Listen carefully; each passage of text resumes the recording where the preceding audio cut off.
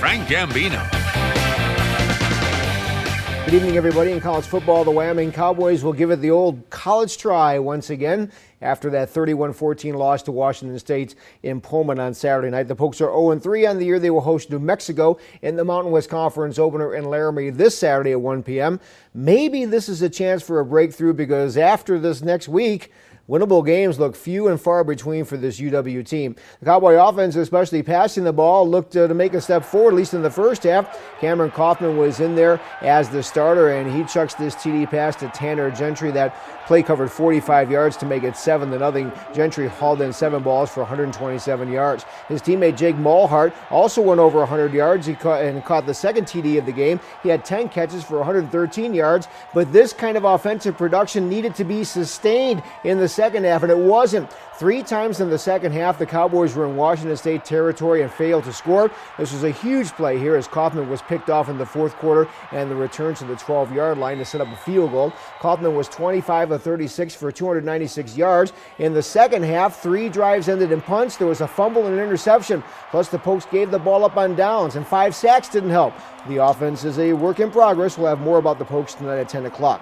Now to college rodeo, the Central Rocky Mountain region. Last week, they were in Chadron, Nebraska. Here's Dylan Wallen of Casper College. He was the winner in the bareback, a lousy 64 in the first round, then came back with an outstanding 81 in the second round to win the average by 3 points over Nate McFadden of Chadron State. The T-Birds made the college finals last year thanks to a great effort in the rough stock events by those guys. And right out of the chute, Waller is second in the region after 2 events. Good draw on Sunday and great results. Had a lot better horse than the first draw. First round didn't go very good. Kind of had a horse that kind of ran off a little bit, but this one today, he was just right. Couldn't have asked for a better horse, so felt good. Hopefully I can keep drawing pretty decent and just keep going and working at it and hopefully keep succeeding. Now to auto racing on the NASCAR circuit. Yesterday was the first race with the Chase with the Cup, with another new format with 16 races that will be pared down to 12 by the second week of October. The Chase started out in suburban Chicago. It was feisty out there. On lap 135, Jimmy Johnson found himself on the apron, so he had to find his way back on the track, and he's going to nudge Kevin Harvick in there. Well, it was a little bit more than a nudge, and Harvick's car sustained some damage near the left rear tire. So 3 laps later, Harvick is going to blow out that left rear tire, and he went to the garage and came back 57 laps off the pace, which led to this.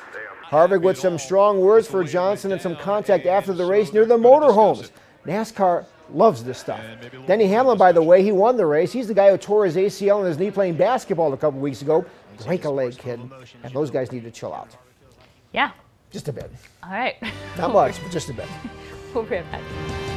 Good evening, everybody. In college football, the Wyoming Cowboys will try to pick up the pieces with a road game this week at Appalachian State in Boone, North Carolina. The Pokes over 3 touchdown underdogs in that game, so that tells you the fortunes of late for UW football. 4 losses to start the season, including a 38-28 defeat to New Mexico on Saturday in Laramie. Now, the Cowboy passing game took a step forward. Quarterback Cameron Kaufman threw the ball 42 times. That's highly unusual for head coach Craig Bowles' system to do that. Out of 42 attempts, Kaufman completed 30 for 366 yards and 2 touchdowns. His main 2 targets were Tanner Gentry and Jake Mulhart, who combined for 16 catches for 197 yards. And there's Jacob Hollister. He had 5 grabs for 75.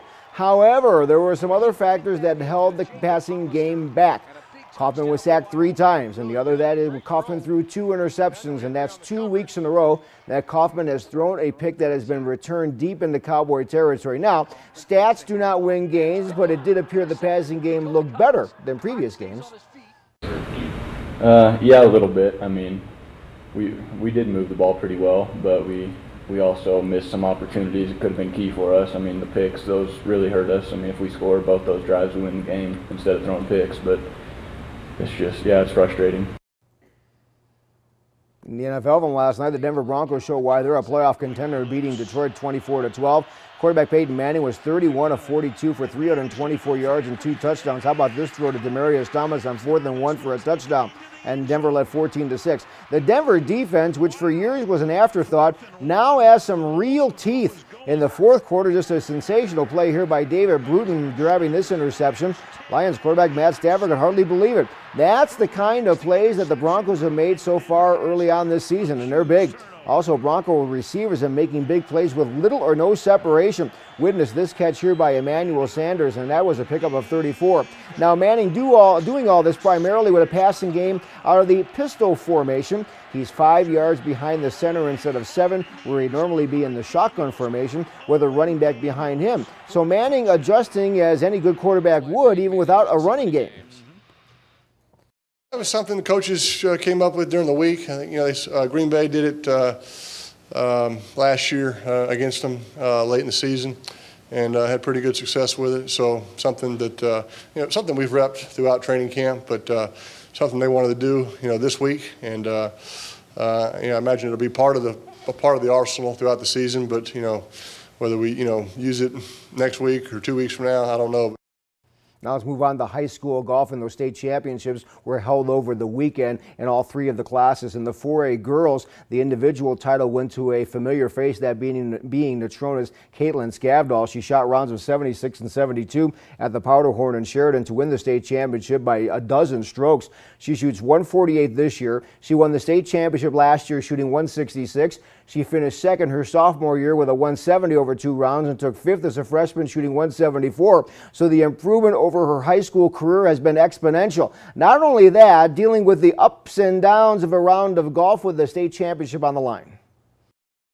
The first hole on Saturday, I had 9-iron into the green and I pulled it.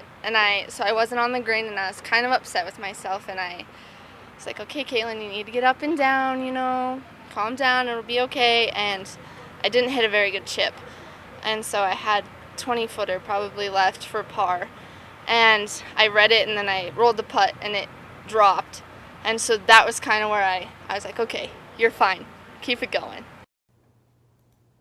And having won one of its last 6 matches in 9 of 10, the University of Wyoming Cowgirl volleyball team has made the top 25 in the nation. They're number 25 this week. It's the first time since 1994 they've been ranked. Most recently, they opened up Mountain West Conference play with a sweep of Boise State and a 4-set win over Utah State. The Cowgirls one of 3 teams to have a perfect opening weekend. It's the first time since 2004 that UW started off 2-0 in conference play.